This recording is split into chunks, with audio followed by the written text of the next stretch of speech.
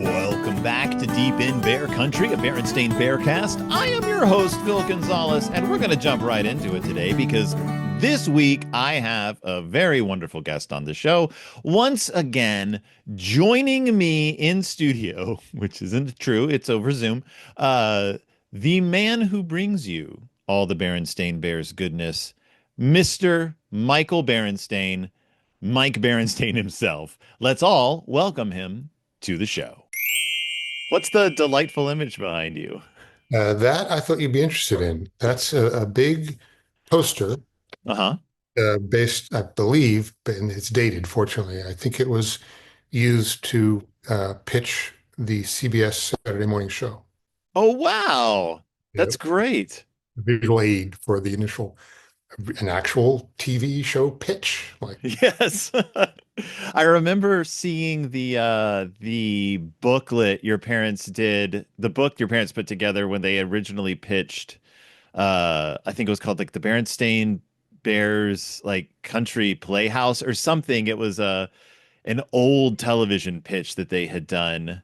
And they put together this massive book of clips yeah, and yeah, concepts. there was a lot of different incarnations of different ideas for TV shows and things. Yeah, and that was one of them. Yeah. Yeah, yeah. I guess now it's all done just in Zoom meetings. Yes. Yeah. Not as much showmanship required as it used to be. Not that I'm aware of. I mean, maybe if you're an insider in that world, maybe there's a lot of personal pitching. I have no idea. Right. So thanks for coming on the show again. You're welcome. Thanks for asking me. And yeah, Yeah, there's a lot of well, I say a lot. Like there's relatively a lot of scuttlebutt going on around in the Berenstain Bears collectors groups because of the updates that have been occurring to some of the classic books. yeah, yeah. Um, That's been an interesting development over the past few years. Yeah, and some people are thrilled at the fact that this is a sort of living form of storytelling. Like these books have never lost their relevance, and in order to stay relevant, they need to be updated for modern times. And some people are a little cheesed about it because they see it as some kind of altering a classic. you're talking about the Christmas book, maybe. The Christmas book, the camping book was a big one. Oh well, I'll be very frank about that. Hmm. That derived from the great debacle with the Seuss books being taken out of print. Okay. You recall that, where they Oh yeah. Oh yeah. have racist or racial imagery in it. They're not, they're offensive. Were taken out of print by the Geisel estate.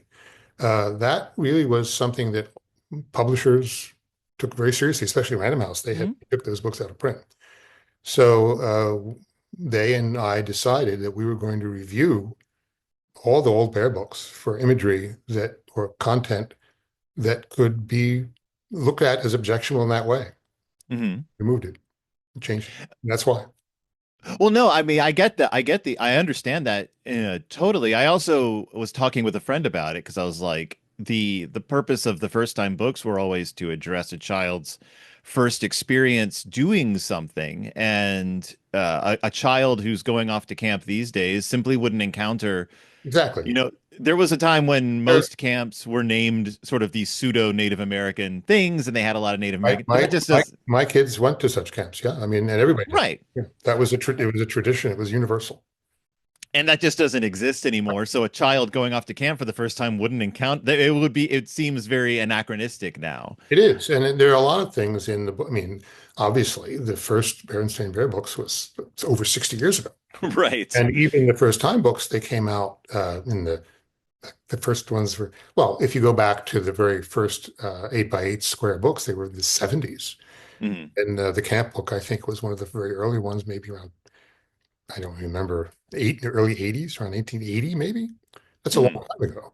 And things have changed. And so I think that there's a lot of things. We've updated other language, not imagery, but other language in some of the books, just like references to technology, TV Right. and radios and things that Like there's a line in the Too Much TV about that they finally went from black and white to color. I mean, Right. what is that? Was a modern child even going to know what that refers to?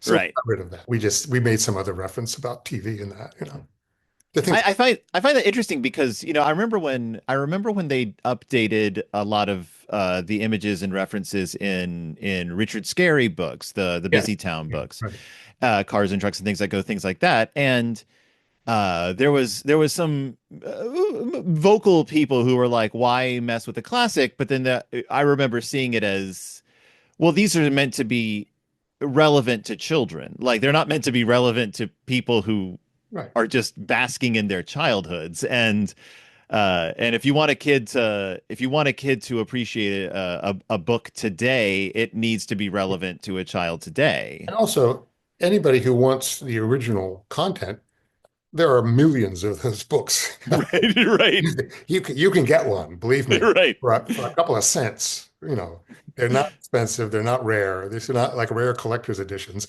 Like the Camp book, they published like 5 million of them Oh in their yeah. form.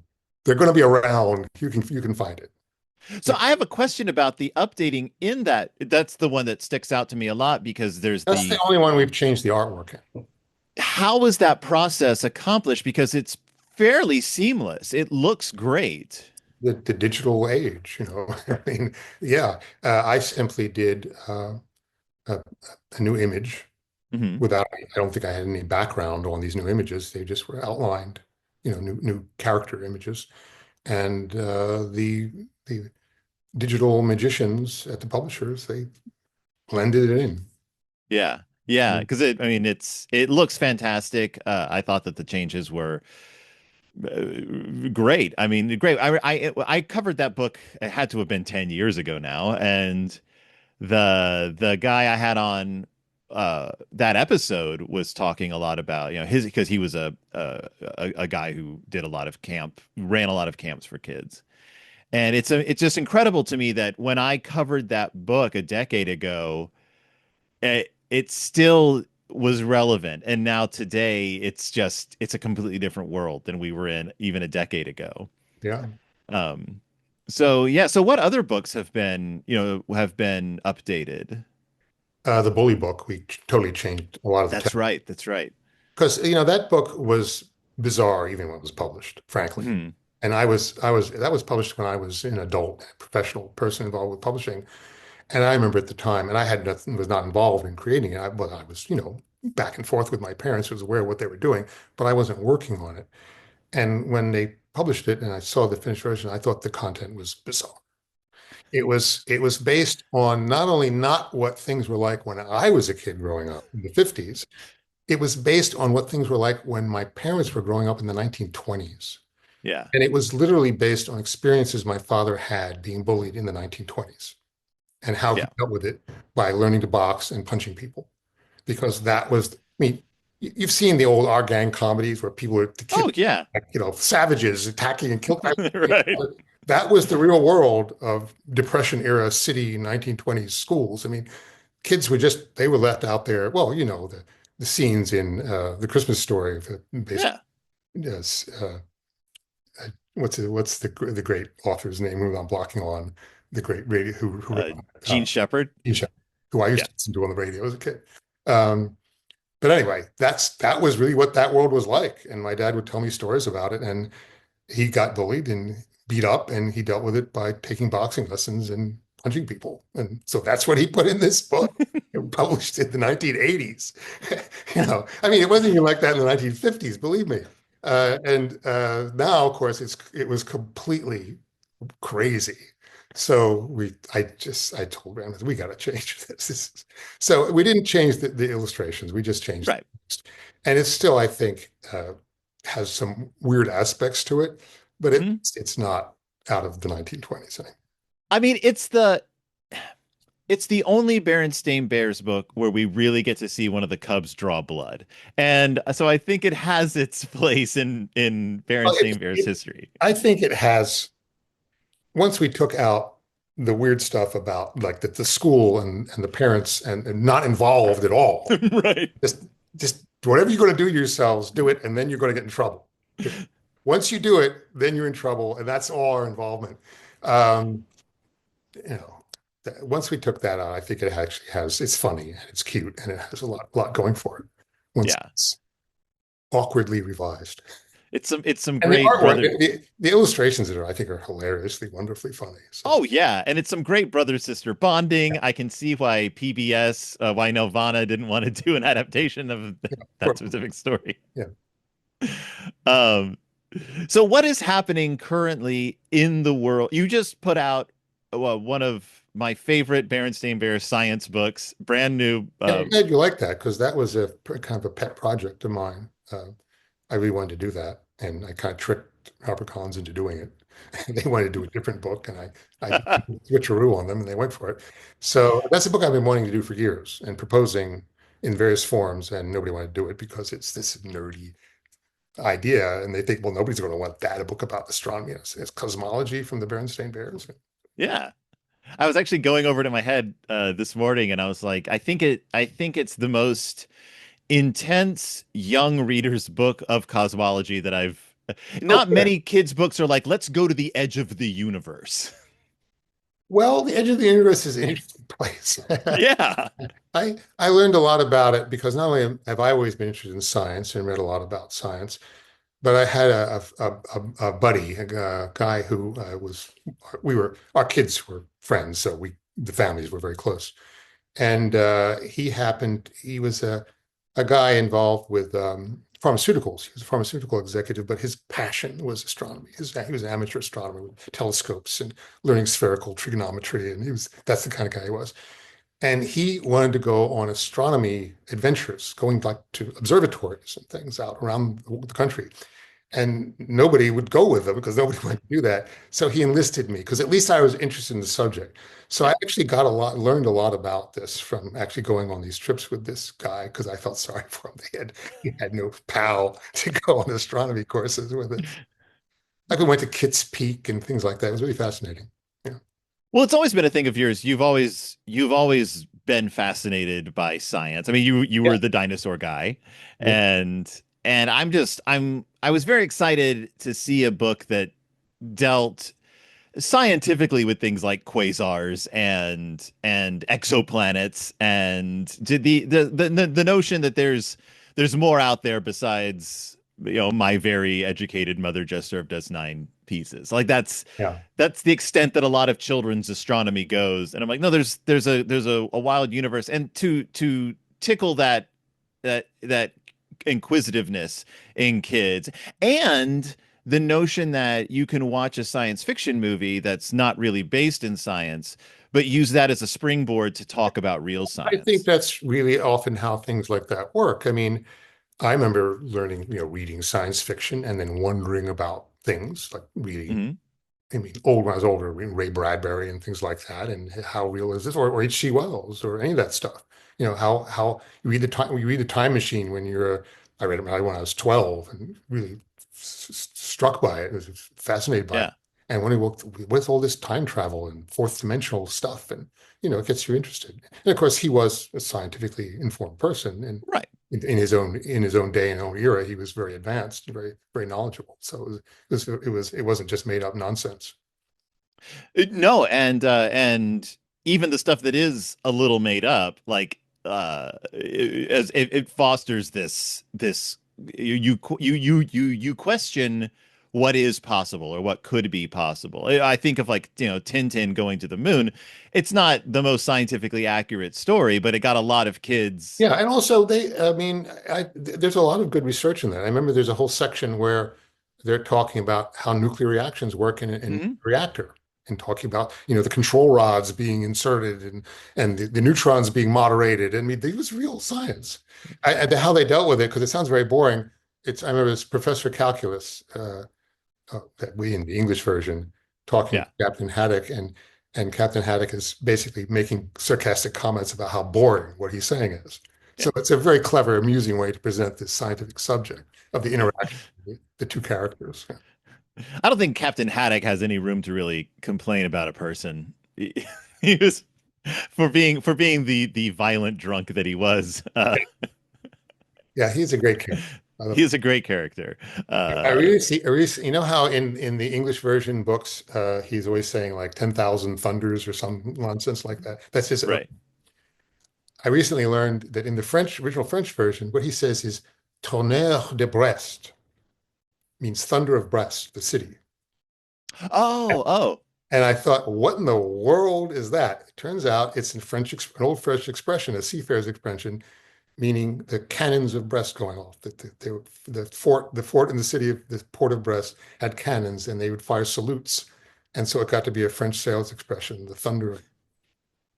probably a reference that needed to be updated for the translation. Well, it's also it's not something that would be understood outside Francophone Right. world, you know. Yeah, I really got into the Tintin books thanks to a friend in high school who introduced me to them. But what's funny is the first Tintin work I ever read was uh, uh, there was a novel that was written by Frederick Teuton. Tintin, I think Tintin in it was Tintin in the New World. Well, Excuse me. a comic version. Oh yeah, Yeah, but this weird Native novel American gangster. about Tintin as an adult that Oh, I didn't know about that. I had But no it's a concept. fan fiction, so Yeah, and I was like, well, this is fascinating, but I don't know who this Tintin guy is. oh, So I read, then I went back to the books and just then I just sort of delved into the history of like that art style and how it influenced like artists the world over. And see the origin of graphic novels, really. yeah, and just Belgian art, and Yeah. I don't know. I find that whole world, the influence of one artist on another, and just how it sort of like No, dominoes throughout history. no, Elgay is an important influence in popular art and basic, really modern popular art. Yeah. Um, so besides the astronomy book, what are you know, because that obviously you came up with that a couple of years ago and Yeah. now it's hit the shelves. What else is out there in the world of the Berenstain Bears? What's happening in the world of the Berenstain Bears? Well, the biggest thing that I think that bear history fans will be interested in is the too loose, too tight, just right. Which I know most of your audience is audio, so I can show you some things if you want. I hold some. That's great. Okay, I will show you. For those of you listening along at home, Yeah, you're sorry going to about miss that. out. Yeah. Does this come up okay? That's great. This is I found a file in the basement. I remember having seen it years ago, but I didn't really think about it much. And what you have is that's a cover design, and then there was a bunch of little sketches, little small thumbnail sketches of a book. This was one of the first, I believe, what I've figured out is that it's one of the very first Bright and Early books. Hmm. The first Bright and Early books were done by Geisel and my parents it came out, I think, 1969 or 70, I think. And the first batch, there were four of them. And I think they were like, one fish, two fish. There was some classic, maybe Hop on Pop. And then the first Berenstain Bear one that came out in that initial batch was Inside, Outside, Upside Down. And then I gather that they immediately started working on another one, which became Old Hat, New Hat. I was just going to say, because that ends with too loose, too tight. And what this is an earlier version, sort of the Old Hat, New Hat that never got published. Yeah. And it actually, I think it morphed into two books because it has a lot of scenes about winter activities, snowmen and things. Mm-hmm. And I think it morphed into two books, Old Hat, New Hat. It took that too loose, too tight element and developed it into a book just about hats, which was the second Bright and Early book they published, and also The Bear's Christmas. Yeah. A lot of the snow, which was published at that time, 1970. So I think this is actually a precursor of those two books. But I think when I showed it, when I found it and showed it to people at Random House, and they said, yeah, this stands alone as an unknown, never published classic Berenstain Bear Bright and Early book. So we've developed it into a new book with fully finished art. I'll show you some of the, again, if you don't mind. What we initially did was mock it up, full size, like you'd have blew up Hmm. illustrations and made it into a full size. And then we've done finished artwork based on it, new artwork. And Oh, that's hey. what it looked like. And you've really stuck with the The with early, the yes, that was something we all decided. And it also will have an introduction from me describing the history of it and its origins. Oh, fantastic. Interesting, historically accurate book, which is what I had wanted to do with the Meet Big Paw book that Random House did, but they didn't want to do that. So that's just, you just have to figure that out. You can look on our website and figure out the art Yeah. book. But that was the beginning of this reviving old books, was the art I found that was for the television show for Big Paw. So as an artist, as someone who's been drawing the Berenstain Bears for so long now, what was it like having to adapt your style to an older style? It was fun because I actually like the older style better, frankly, to be honest. So it was a lot of fun. Did you have much experience drawing the bears in that style, or was this something new you No, had to? no, had to work on that. But it was actually, I think it's actually easier because they're so exaggerated. Mhm. It's easier to do wild, crazy, exaggerated art than more controlled, refined, careful art, which is the modern bears. Right, right. I assume the more controlled art is easier to like throw on a character sheet and show to a. Yeah, because that's really was a lot of the origin of the modern style was the fact that it had to be simplified and regularized and made uniform for animation. Yeah. The mid 80s. That's really when the modern style, the standardized Berenstain Bear style was established so that the books would conform to the more to the look of the characters on animation. So there would be a uniform kind of brand style rather than all these varying looks that had evolved over. So when can we look forward to seeing that book on shelves? That's a good question. Hang on, let's see if I look at the chart. I have a chart, which I don't really have at hand. Uh, it's probably about a year from now.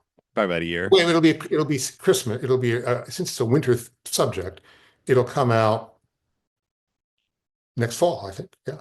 Fantastic. I look forward to it. Yes. Um, and if it's a and if and are there any other books in this style on the horizon? Like, are you looking Yes. at more? Yes. Another thing we found in the files, and I say we because the Random House people actually came here to the studio and we went through the Oh files. wow. They were interested in the whole idea of doing that, which I initially, we talk about pitching. That was something this concept of going back and finding these things that had never been developed that were originally developed for Random House but never published. And they were very interested in that idea. So they wanted to come and look through, actually see all the material. And we went through the files and looked at things.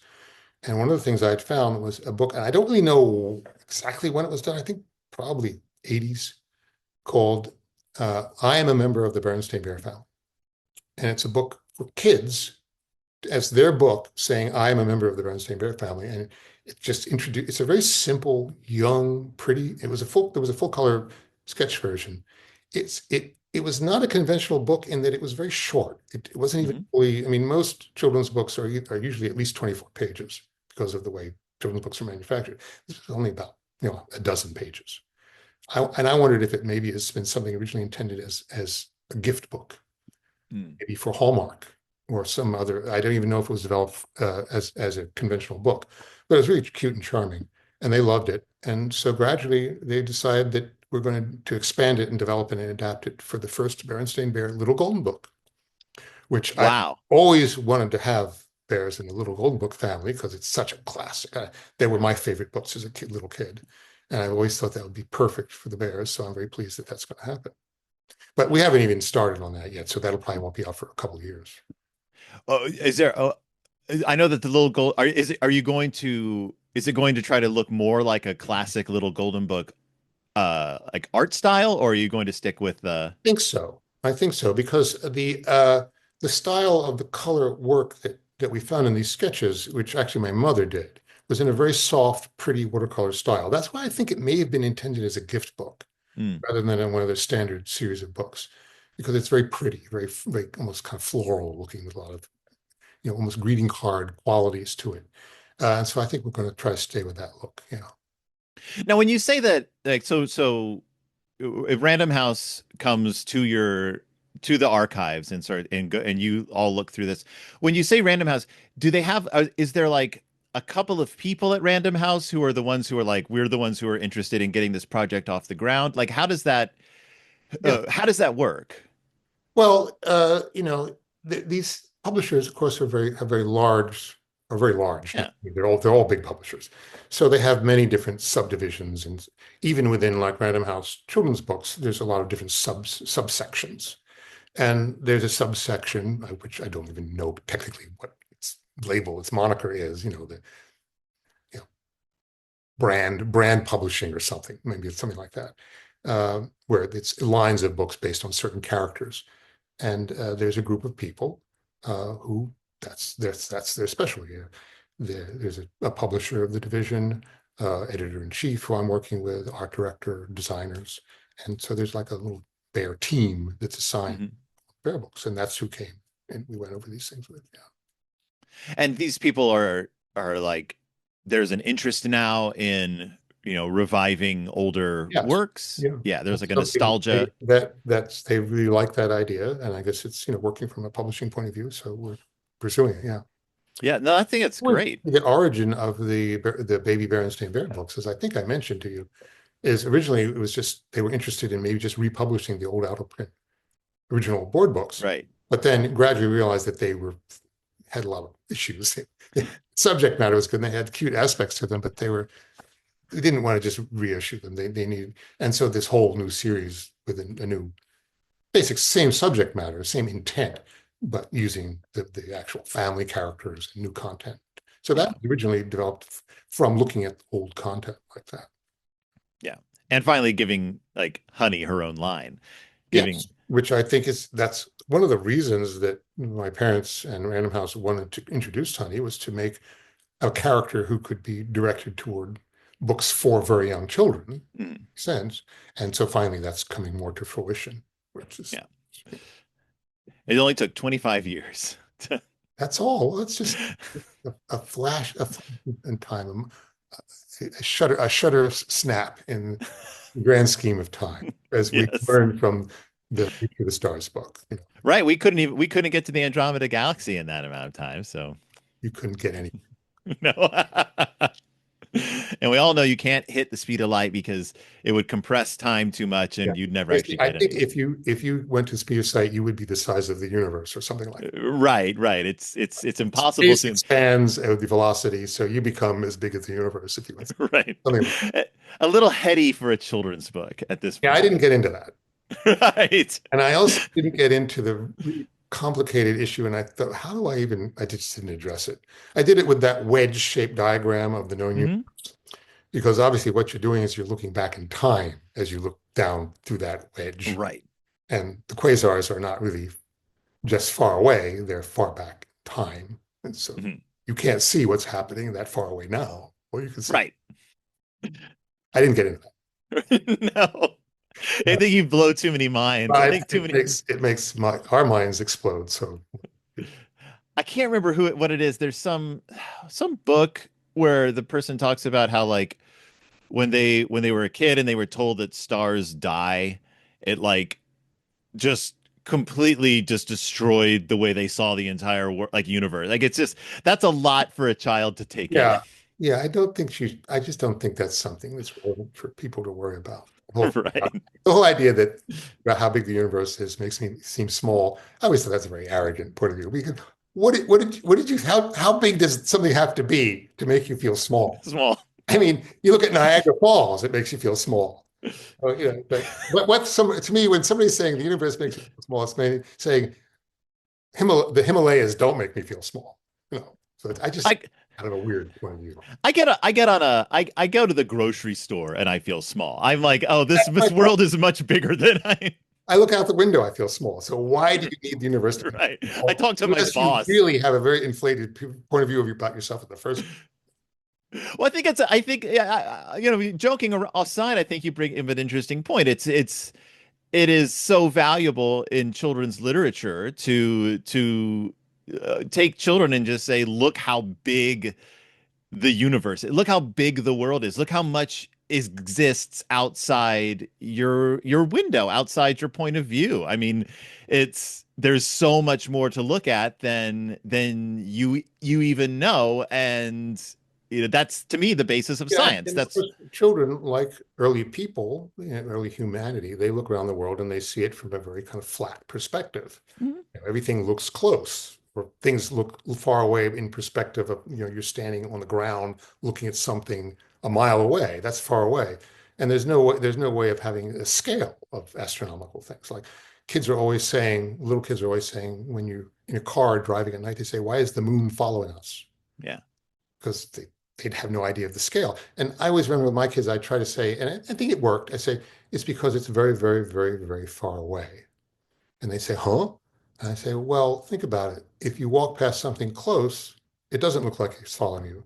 But then look at something, far away, like in the next neighborhood, it'll look like it's keeping up with you. Well, the moon's so far away that it looks like it's always in the same place. And I don't think they really understood it, but it made them realize that, oh, there's something, scale is why this is happening. Yeah, yeah. Scale is one of those Not- hard things. It's not because the moon is following you. It's not, it's because it's just very, very far away. I think I brought it up in the episode where I was like, if you want, like, trying to build a scale model of the solar system takes like an entire city because you just don't understand how far away Yeah.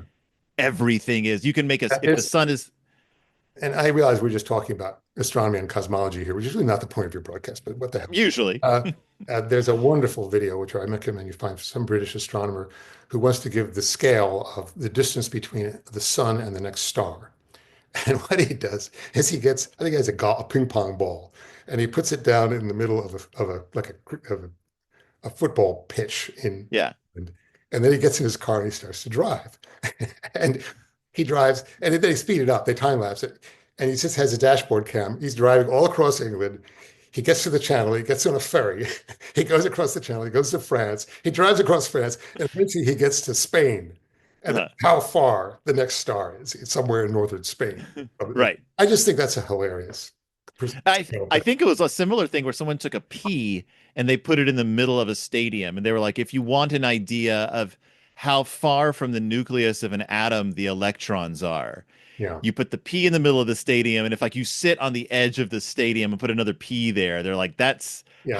that's how much an atom is just A space. British physicist once explained, he says, imagine you have a pea on the floor of St. Paul's Cathedral and there's a moth flying around the dome somewhere. Yeah, That's the distance between the nucleus and an electron. That's the scale. right.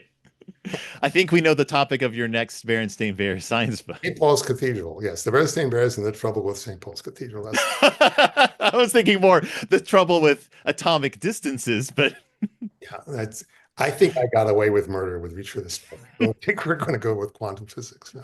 you would Well, just have to have like actual factual like comforting sister who's like just like well, we don't. I'm not going to get into the double slit experiment. No. he already brought robots to life. Quantum duality is not something I'm getting involved. And hey, Frankenstein's really big these days, so maybe actual factual can get back into the whole robot Oh, thing. I love Frankenstein. I recently just rewatched the original Frankenstein and Bride of Frankenstein. Hmm. Forgot how good they are, just as visually. And you forget how little the bride is actually in that movie. Yeah, but she's great. Yo, Elsa Lancaster. Yeah, She's great. It's just, that weird intro with Mary Shelley and Lord Byron I and loved it. I forgot totally. yeah, Forgot that. I think of course. it's marvelous. So, Mary, tell us It's about not this. the astonishing thing about it, it's not that inaccurate. That's really pretty much what happened, Yeah, in this castle, and she made up this crazy story. right. Wonderful. Uh, well, Mike, thank you so much for joining me today. You're welcome. Thanks for talking about obscure cosmology, which is That's I all I really want to got talk talking. about. Look, I spend most of my time just talking about the Berenstain Bears. It's nice to talk about something else. Well, it's relevant because it'll make people interested in the Reach for the Stars book, and maybe somebody will actually buy it. I hope so. I hope so. But thanks for joining me, and good luck in all of your endeavors. I hope it's not this long until we get to talk again. Whenever you want to talk, I'm available. As you see, I like to talk about irrelevant trivia. So We'll come up with something else that's irrelevant, and Yeah, I will most, talk most about other it. people are much less tolerant of my irrelevant trivia than you are. All right. Well, See you. take it easy. Have a great rest of your day, and I'll talk to you soon. Thanks, Phil. Bye-bye. All right, bye. That was my interview with Mike Berenstain. Always wonderful having him on the show. Always wonderful going off on bizarre tangents with him. Always wonderful talking about the Bears, the creative process, yada, yada. He's a delight. He's a delight to talk to. And I'm not saying that just because he might be listening to this. I'm saying that because it's true. Mike Berenstain, ladies and gentlemen, join me next week, or I will be covering more Berenstain Bears goodness. We'll be talking more about the TV episodes. We'll be talking more about, basically the TV episodes, because the books are slow in coming out right now. But thank you so much for joining me. Thank you so much for listening. And I will see you all next time, deep in Bear Country.